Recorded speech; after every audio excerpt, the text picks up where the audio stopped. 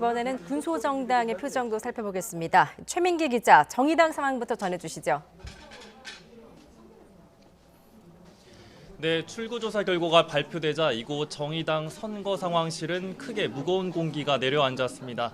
심상정 대표를 포함해서 이 정의당 선대위 구성원과 비례대표 후보들이 시청을 같이 했는데요. 심 대표를 제외한 나머지 후보들 가운데 당선권에 든 후보가 없는 것으로 나오자 착잡함을 감추지 못했습니다. 특히 비례대표 의석이 6석 정도 확보가 가능하지 않겠느냐는 내부 바람과 달리 3대석 수준에 그치자 크게 낙담한 분위기입니다. 심 대표도 별다른 말 없이 무거운 표정으로 결과를 지켜봤습니다. 심 대표는 예측 조사는 틀린 적도 많다며 끝까지 국민의 뜻을 겸허히 지켜보겠다고 밝혔습니다. 개표 방송을 지켜보던 심 대표는 조금 전인 오후 6시 50분쯤 지역구인 고양갑 선거사무소로 이동하기 위해 먼저 자리를 떴습니다. 네, 지금 민생당 표정은 어떻습니까?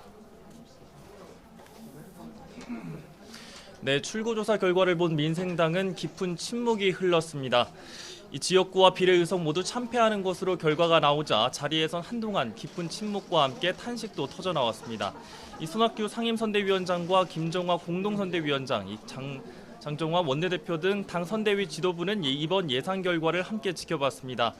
당의 절대적 지지 기반이 호남에서조차 여당인 민주당의 압승을 내주는 것으로 나오자 말을 잇지 못했는데요. 당 선대위 지도부들도 착잡한 표정으로 선거 방송을 시청했습니다. 손 상임선대위원장은 우리나라 정치가 거대 양당의 싸움 정치로 갈 것 같은 우려가 든다며 민생, 실용 정치도 길을 찾아야 한다며 아쉬움을 드러냈습니다.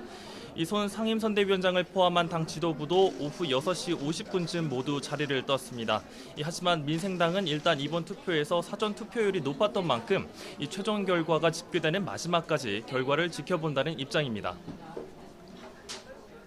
네, 국민의당과 열린민주당은 지역구 없이 비례의석 후보들만 냈는데 지금 어떤 표정입니까? 네, 먼저 국민의당은 출구조사 결과를 보고 크게 낙담한 분위기를 감추지 못했습니다. 안철수 대표와 선대위 구성원들은 서울 마포에 꾸려진 선거 상황실에서 예상 투표 결과를 지켜봤는데요.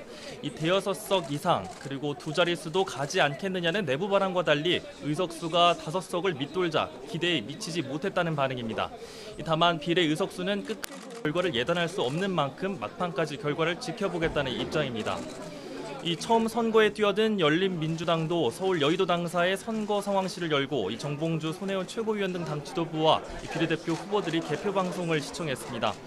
앞서 비례 5번까지도 안정권이라 봤던 열린민주당은 출구조사 결과가 1석에서 3석이라는 예상에 대해 받아들이기 힘든 결과라는 입장입니다. 정봉주 최고위원은 이 결과에 대해서 지지해줬던 분들 모두 당혹스러울 것 같다고 생각한다면서 아쉬움을 크게 드러냈습니다.